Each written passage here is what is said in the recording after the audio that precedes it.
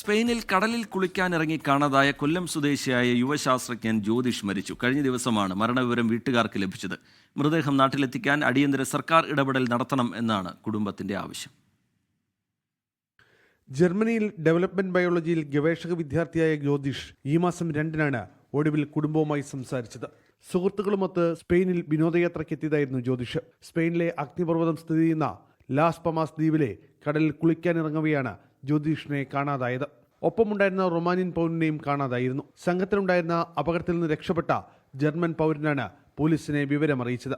നമ്മൾ കറക്റ്റ് അറിയുന്നത് ഈ കഴിഞ്ഞ ഞായറാഴ്ച രാവിലെയാണ് നമ്മളിത് അറിയുന്നത്. ഐഡന്റിഫൈ ചെയ്തിട്ടുണ്ട്. നമ്മൾ ഇതുവരെ ആ ഒരു ഉറപ്പില്ലായിരുന്നു. ഇന്നലെ രാത്രിയാണ് അറിയുന്നത്.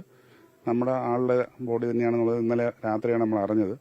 ബാക്കി കാര്യങ്ങൾക്കുള്ള പേപ്പർ വർക്കൊക്കെ ചോദിച്ചിട്ടുണ്ട്. നമ്മൾ ഉള്ളതെല്ലാം നമ്മൾ കൊടുത്തിട്ടുമുണ്ട്. കഴിഞ്ഞ ദിവസമാണ് കുടുംബം ജ്യോതിഷ് മരിച്ചതായുള്ള വിവരം സ്ഥിരീകരിച്ചത്. ജ്യോതിഷിന്റെ മൃതദേഹം എത്രയും വേഗം നാട്ടിലെത്തിക്കാൻ കേന്ദ്ര സർക്കാർ ഇടപെടണമെന്നാണ് കുടുംബത്തിന്റെ ആവശ്യം. ഇവിടെ എംപിമാരെ കാണാനും മറ്റുള്ള കാര്യങ്ങൾക്കും കഴിക്കാനുള്ള പേപ്പേഴ്സുകളെല്ലാം ചോദിച്ചെല്ലാം അയച്ചിട്ടുണ്ട്. എന്ത് വരുമെന്നോ എങ്ങനെ കൊണ്ടുവരുമെന്നോ എന്താ അതിൻ്റെ കാര്യങ്ങളൊന്നും നമുക്കറിയത്തില്ല. ബഹുമാനപ്പെട്ട ഗവൺമെൻറ്റും കേന്ദ്ര ഗവൺമെൻറ്റും സ്റ്റേറ്റ് ഗവൺമെൻറ്റും എല്ലാം കൂടി മുൻകൈയെടുത്ത് എംപിമാരും എല്ലാവരും കൂടെ മുൻകൈയെടുത്ത് ഈ പാവം പിടിച്ച മറ്റു മാർഗമൊന്നും ഇല്ലാത്ത പയ്യന്റെ മുഖം കാണാനുള്ള ഒരു സംവിധാനം. എംപിമാരായ NK പ്രേമേന്ദ്രൻ, ശശി തരൂർ തുടങ്ങിയവർ മൃതദേഹം നാട്ടിലെത്തിക്കാൻ ഇടപെട്ടിട്ടുണ്ടെങ്കിലും സ്പെയിനിൽ നിന്നുള്ള മറുപടി വൈകുന്നതിലെ ആശങ്കയിലാണ് കുടുംബം. 24 കൊല്ലം.